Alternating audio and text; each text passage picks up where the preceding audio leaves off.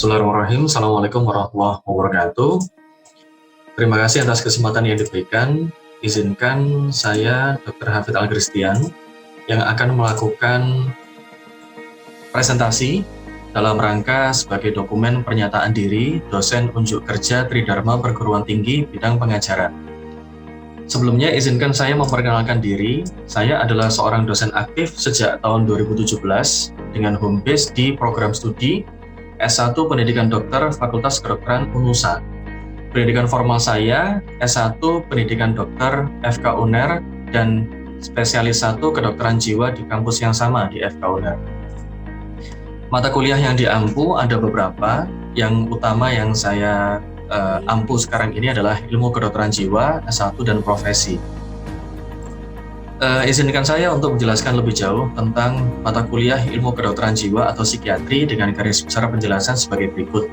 Yang pertama adalah deskripsi mata kuliah, yang kedua tujuan pembelajaran, kemudian kemampuan mahasiswa yang diharapkan, materi pembelajaran, sistem dan metode pembelajaran, kemudian penilaian pembelajaran, dan di bagian akhir nanti akan ada contoh interaksi antara dosen dan mahasiswa. Jadi, mata kuliah Ilmu Kedokteran Jiwa atau Psikiatri adalah mata kuliah yang mempelajari mengenai kejiwaan manusia, ditinjau dari sudut pandang holistik, yakni aspek biologis, psikologis, sosiokultural, dan spiritual, atau yang kami istilahkan 5-star psychiatry, dengan mengutamakan menjalin komunikasi terapeutik dengan pasien dan keluarganya untuk menyusun rencana tata laksana secara rasional dan menyeluruh. Jadi di sini ada 5 aspek dari mata kuliah kedokteran jiwa yang memang dibekalkan kepada para mahasiswa. Mulai dari aspek biologis, psikologis, sosiologis, kultural, dan spiritual. Tentu saja tujuan pembelajaran adalah membekali mahasiswa S1 kedokteran dalam ilmu klinis, khususnya psikiatri, sebagai persiapan menuju ke jenjang profesi atau dokter muda. Dan kemampuan mahasiswa yang diharapkan untuk tercapai adalah menguasai konsep 5-star psychiatry tadi, yaitu ada bio, psiko, sosiokulturo, dan spiritual dalam psikiatri. Kemudian memahami psikopatologi, memahami hierarki diagnosis, dan menegakkan diagnosis berdasarkan dari psikopatologi yang didapatkan, serta merencanakan tata laksana yang tentu saja berdasarkan dari diagnosis, mengatasi gawat darurat psikiatri, merencanakan tindak lanjut hingga rujukan. Dari kemampuan mahasiswa yang diharapkan untuk tercapai ini, kemudian kita terjemahkan menjadi materi pembelajaran. Kita membagi menjadi 3 bagian besar untuk pembelajaran dalam ilmu kedokteran jiwa, yaitu yang pertama adalah pendahuluan psikiatri, yang kedua diagnosis dan tata laksana, kemudian yang ketiga adalah pengembangan psikiatri. Untuk pendahuluan psikiatri ini kita belajar sejarah, hierarki diagnosis, psikopatologi, dan mekanisme coping. Psikopatologi itu adalah tanda dan gejala, kemudian mekanisme coping itu istilahnya psikodinamika. Tanda dan gejala ini kemudian diterjemahkan menjadi kriteria diagnosis untuk kemudian merencanakan tata laksana yang berdasarkan diagnosis tersebut. Di diagnosis dan tata laksana ini kami mempelajari sesuatu yang sudah standar, yaitu berdasarkan pedoman diagnosis dari ICD-10 WHO, kemudian pedoman pemeriksaan penunjang, pedoman tata laksana secara nasional. Kalau di era universal health coverage sekarang ini, sudut pandang penyakit itu bukan hanya dipandang dari ilmuannya saja. Kita memang di ilmu kedokteran jiwa ini mempelajari penyakit dan tata laksananya berdasarkan keilmuannya, tapi juga harus kita terjemahkan sesuai dengan kebijakan-kebijakan secara nasional maupun internasional. Dalam hal ini memang klasifikasi penyakit atau gangguan yang berdasarkan dari ICD-10 ini. Kaitannya adalah nanti peserta didik kita itu ketika sudah mencapai tahap profesi atau bahkan sudah lulus dokter, itu mereka sudah terbiasa memandang segala sesuatu itu berdasarkan standarnya. Karena seorang dokter yang dinilai itu adalah terapi standar yang diberikan kepada pasien, sambil mereka juga harus mampu untuk mengembangkan sesuai dengan kondisi terkini dari pasien. Serta kalau secara nasional memang ada tata laksana yang memang sudah dibuat, dan itu kita ajarkan juga kepada anak didik kita. Tidak hanya pedomannya saja, tapi apa di balik pedoman itu. Misalnya scientific base-nya itu seperti apa, sehingga kemudian mereka juga mempelajari kenapa sampai dibuat standar terapi untuk pasien dengan diagnosis seperti ini? Nah, tujuannya di bagian kedua itu seperti itu. Kemudian di bagian ketiga ada pengembangan psikiatri. Ini yang kami harapkan itu khas sekali untuk FK Unusa. Di antaranya ada materi tentang spiritualitas dan budaya dalam kaitannya dengan gangguan psikiatri. Kemudian ada telepsikiatri atau pemanfaatan teknologi dalam layanan psikiatri. Dan yang terakhir ada rehabilitasi psikososial. Di bagian yang ketiga ini memang memberikan wadah kepada para tenaga pendidik ya, pada para dosen itu untuk menceritakan hasil penelitiannya atau hasil dari pengabdian masyarakatnya, sambil kemudian diberikan atau dikaitkan dengan bagaimana pengembangan dari psikiatri itu sendiri.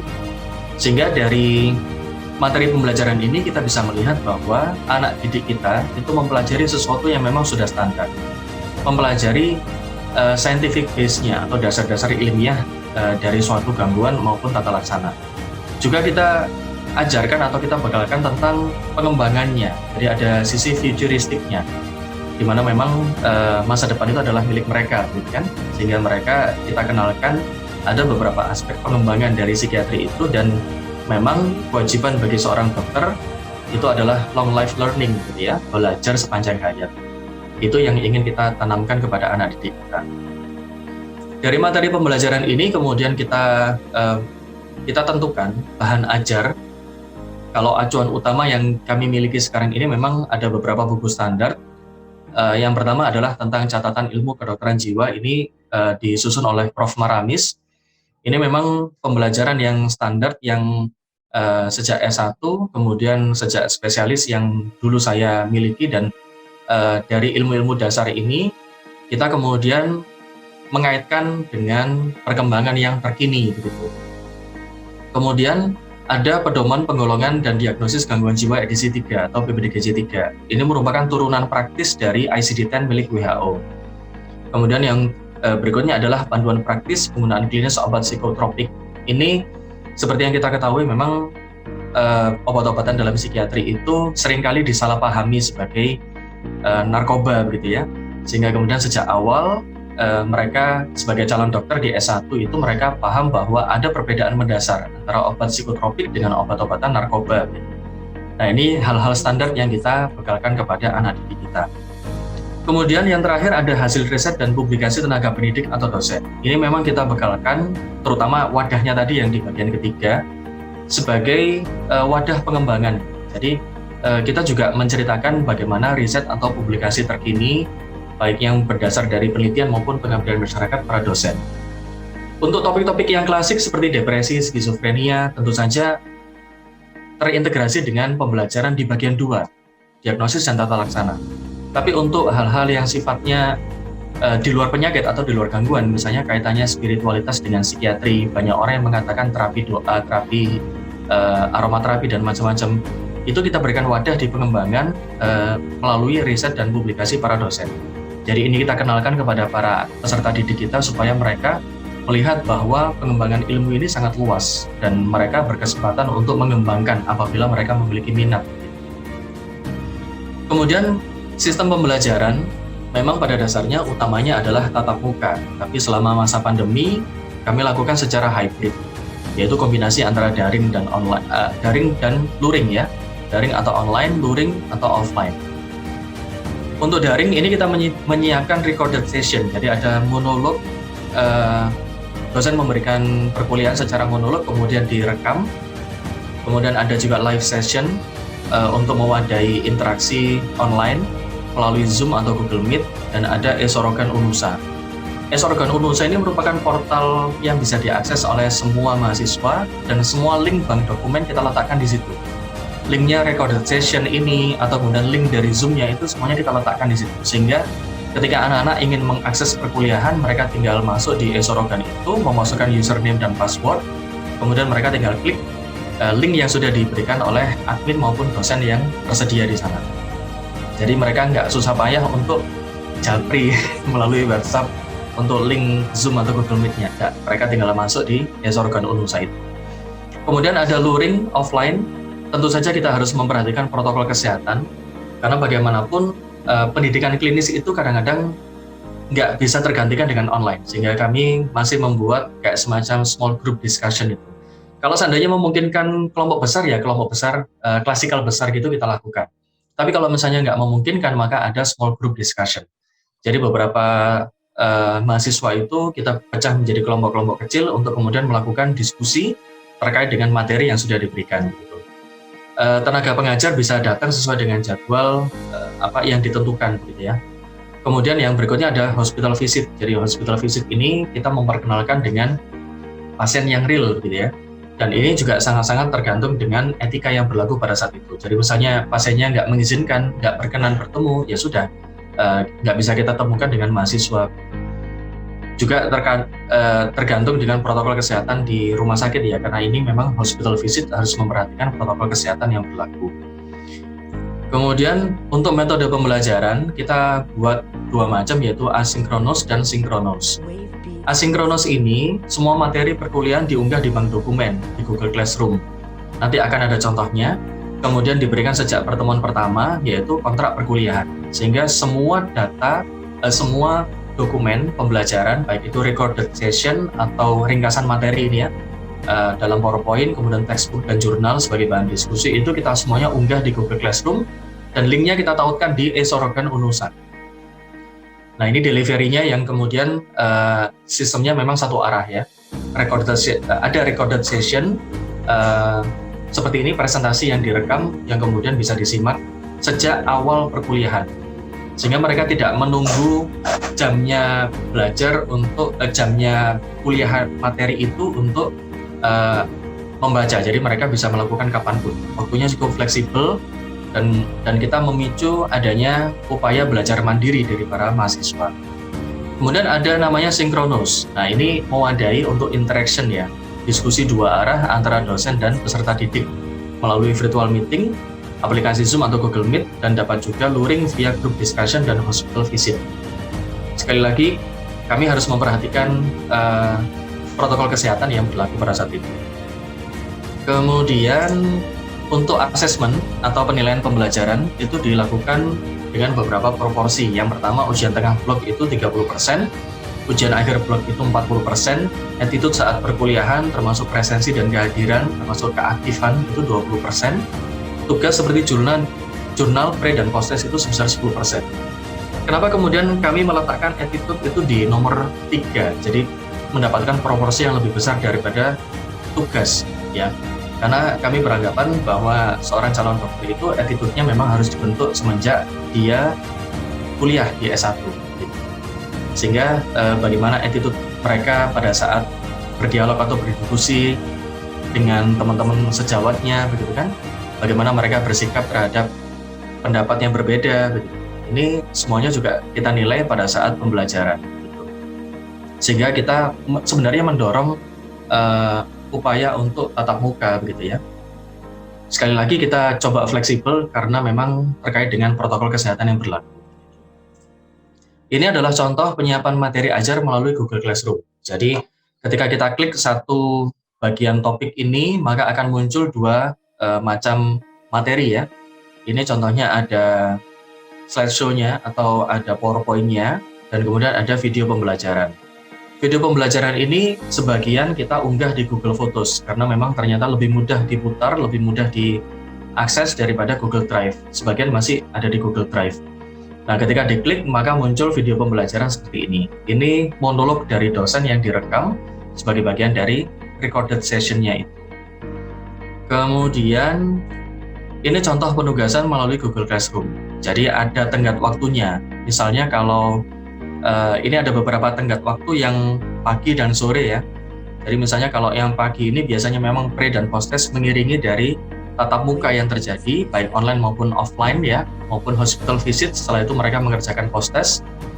Kalau yang malam seperti ini atau sore seperti ini biasanya tugas merangkum jurnal. Jadi kita memberikan jurnal yang berkaitan dengan materi pada saat itu, kemudian mereka rangkum dan mereka unggah di Google Classroom melalui tautan ada ada Google Formulir ya, untuk kemudian mereka harus memenuhi sebelum tenggat waktunya. Ini adalah contoh ketika kita menarik data dari Google Classroom. Jadi ada nilai pre dan post test ya. Dari sini kita bisa melihat bahwa nilai post test itu lebih tinggi daripada pre test. Dari sini memberikan gambaran kepada para pengajar bahwa tenaga pengajar yang bertanggung jawab untuk memberikan materi itu berarti sudah mampu membantu para peserta didiknya untuk mencapai tingkat kemampuan yang diharapkan secara kognitif gitu ya. Nah, dari sini juga kita bisa melihat ada 2 materi yang nggak masuk nilainya. Ini berarti contoh bahwa mungkin ada salah sistem atau bagaimana. Nah, di setiap akhir blok itu kita mengadakan evaluasi pembelajaran. Salah satunya berdasarkan dari penilaian ini. Terakhir, ada beberapa contoh interaksi dosen dan mahasiswa. Nanti akan berlanjut setelah paparan ini. Ada beberapa contoh yang sudah kita sediakan, yaitu secara asinkronus dan ada sinkronus online discussion dan ada juga yang offline discussion. Mungkin sekian paparan dari saya, Dr. Hamid Al-Grisian, spesialis kedokteran jiwa, sebagai dokumen pernyataan diri dosen unjuk kerja Tridharma Perguruan Tinggi. Kurang lebihnya mohon maaf, saya akhiri. Wallahul muwaffiq ila aqwamit thoriq. Assalamualaikum warahmatullahi wabarakatuh.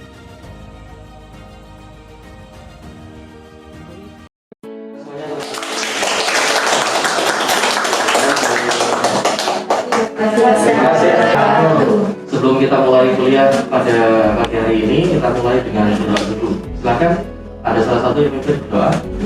Baik, sebelum memulai kegiatan pembelajaran pada siang hari ini, marilah kita berdoa bersama-sama. Bismillahirrahmanirrahim.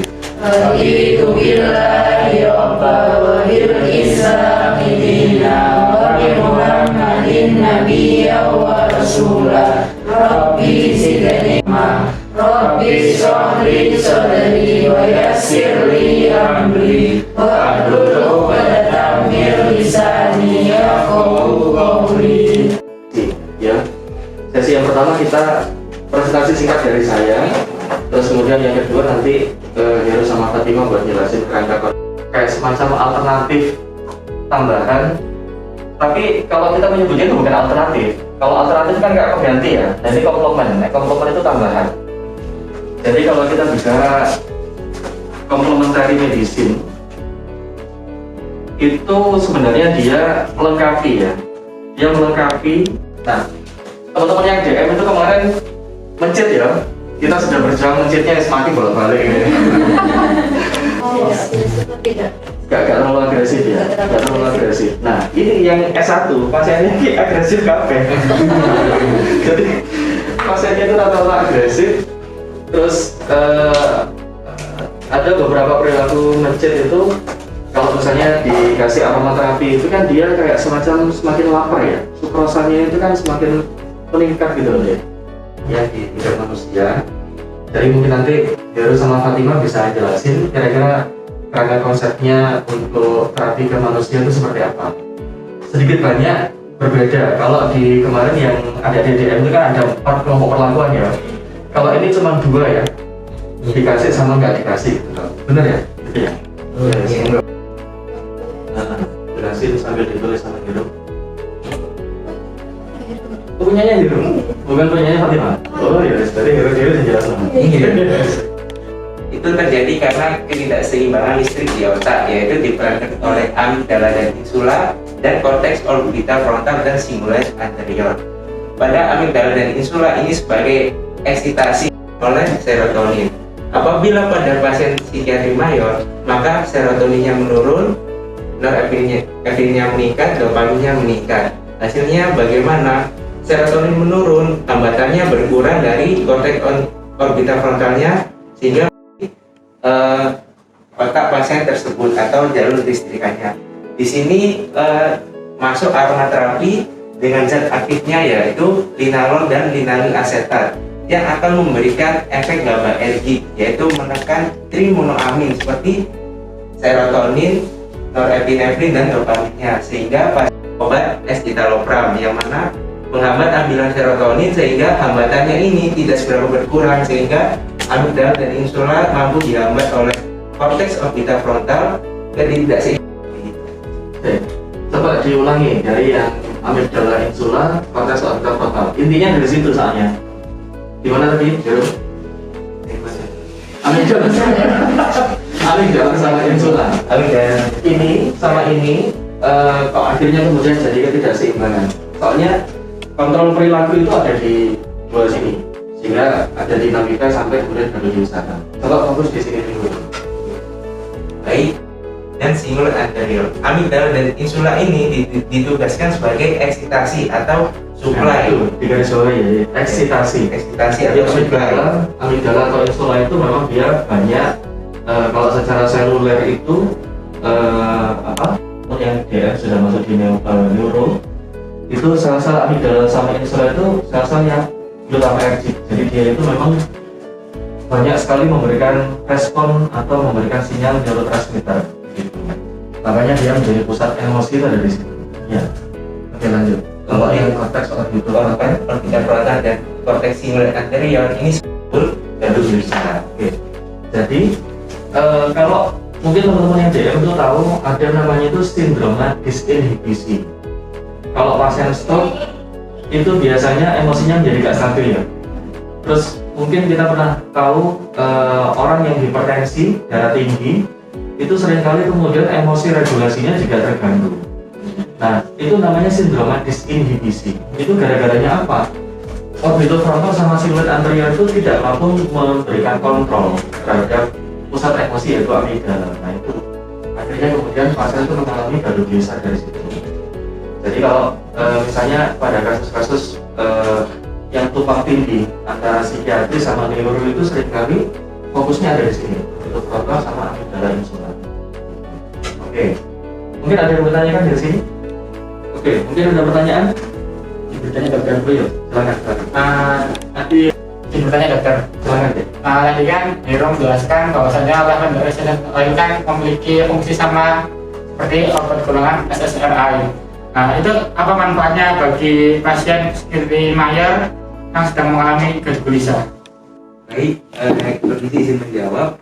Jadi manfaat SSRI sendiri atau selective serotonin reuptake inhibitor dari pasien yaitu mencegah ambilan serotonin dalam pasien. Efeknya yaitu pasien merasa lebih tenang. Yang mana kalau di sini membantu korteks orbital frontal dan singular anterior supaya tidak terlalu rendah atau kehilangan kontrol. Jadi walaupun kita berikan fluoxetine, jadi kadang-kadang kalau pasien yang stroke dengan gangguan perilaku dan bisa itu dari teman-teman neuro itu biasanya masuk ke psikiatri. Itu kita sudah nggak bisa pakai SSRI, harus gaya neuro kita lainkan. Ya, oke. Ada tambahan gitu. Ya, jadi ini sekalian review buat yang S1 sama ada pengetahuan klinis buat yang muda ya. Oke. Cukup? baik. Sekian dari saya, kurang lebihnya mohon maaf. Terima kasih. Jazakumullah khairan. Assalamualaikum warahmatullahi wabarakatuh. Oke, kita mungkin sedikit banyak kalau misalnya pengetahuan nggak boleh diambil aja. Kalau di pengetahuan yang gampang-gampang itu kan kita tahu amigdala itu kan pusatnya emosi. Terus konteks orbitofrontal atau frontal ini itu kan pusatnya kendali ya, kendali perilaku. Nah, secara sederhana itu memang seperti itu. Cuman memang problemnya kalau di psikiatri sama neurologi itu bagaimana kemudian obat-obatan ini itu bisa nyampe ke target area. Kalau di hepar ginjal itu juga nggak terlalu ngefek ya, nggak signifikan. Tapi kalau di usus lambung sama otak itu signifikan. Jadi sebenarnya kalau untuk linalol sama linalol asetat yang tadi disebutkan itu kan sebenarnya untuk komplementari ke arah target organ ini. Ke otak ngefek. Terus kemudian ternyata ada reseptor serotonin. Kalau yang kita tahu itu ada di lambung itu ada. Makanya kalau misalnya kamu grogi, cemas itu kan kadang-kadang lambungnya nggak enak loh. Ada reaksi otonomi yang nggak nyaman loh. Itu gara-gara ada reseptor SSRI yang di usus. Nah, ternyata kemudian linalol asetat itu dua organ ini bagus. Tapi ternyata punya efek samping di hepar sama di ginjal. Nah itu. Nah ini nanti yang tercatat buat ada di yang satu, kita tetap harus mewaspadai, gitu kan? Tetap harus mewaspadai. Ini aromaterapi loh. Aromaterapi diberikan nggak ngefek malah meningkatkan ya. Kalau yang ginjal sama yang liver itu malah meningkatkan. Jadi di teorinya beliau berdua. Oke, baik. Kalau gitu saya akhiri. Terima kasih. Silakan ditutup berdoa. Baik, si dokter izin menutup doa. Sebelum mengakhiri pembelajaran, mari berdoa bersama-sama. Doa kafaratul majlis.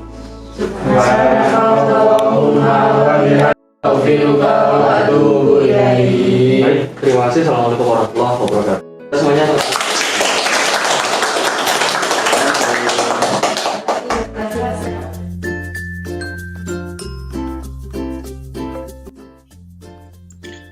Baik, bismillahirrahmanirrahim, teman-teman sekalian. Kali ini kita akan membahas mengenai gangguan mood afektif. Saya berharap setelah pembelajaran pada hari ini, teman-teman akan lebih memahami konsep dasar tentang gangguan mood afektif dan kemudian punya gambaran bagaimana caranya nanti menghadapi kasus di lapangan maupun soal-soal di UKM PPD. Nah, teman-teman, berdasarkan dari SKDI 2012, ada beberapa kompetensi yang ditujukan untuk gangguan mood ini ya. Ada kompetensi 3A dan ada kompetensi 2. Ini berbagai macam kelompok diagnosis yang mungkin tidak semuanya akan kita bahas pada hari ini. Hari ini kita membahas dasar-dasarnya dari gangguan mood ya. Nanti kalau misalnya teman-teman perlu membaca beberapa diagnosis ini, silakan di browsing, silakan dibaca di buku referensi yang kemudian sudah saya berikan dari awal. Teman-teman sekalian, kriteria diagnosis gangguan mood itu prinsip dasarnya bisa kita bayangkan seperti bandul yang kemudian bergerak ke kanan dan ke kiri ya. Kalau ke kanan itu misalnya dia akan menjadi manik, kalau ke kiri dia cenderung menjadi depresif. Tapi kalau bandul itu kebangetan ke arah kanan, maka dia menjadi manik dengan ciri psikotik. Kalau ke kiri kebangetan, dia akan menjadi depresif dengan ciri psikotik. Kalau kriteria secara umum, kita berdasarkan dari PPDGJ 3, ada istilahnya gejala mayor dan gejala minor ya. Kemudian ini adalah simptomatologinya teman-teman sekalian, status psikiatri ya, atau psikopatologinya ya, ada 9. Nah, di sini ada 10 status psikiatri teman-teman sekalian yang saya berikan warna berbeda itu yang seringkali cenderung menggambarkan keadaan gangguan mood ya. Misalnya kesadarannya, oh ya, ini saya berikan deskripsi gejala di mana ada gambaran untuk mood psikotik dan mood yang non psikotik. Dan pada umumnya orang-orang dengan gangguan mood yang non psikotik itu kita masih bisa merasakan bahwa dia itu happy, bahwa dia itu marah, bahwa dia itu sedang depresif, itu kita masih bisa merasakan. Tapi kalau sudah mood psikotik itu kita sudah nggak bisa merasakan karena dia sudah tidak selaras. Terdapat gangguan depresi mayor itu yang dikatakan menjadi gangguan yang terbanyak dan menyebabkan beban kesejahteraan yang lebih besar ya. Oke, ini beberapa etiologi teman-teman bisa membaca ya. Ada gangguan neurotransmitter, di sini ada 3 macam ya. Ada dopamin, norepinefrin, dan serotonin.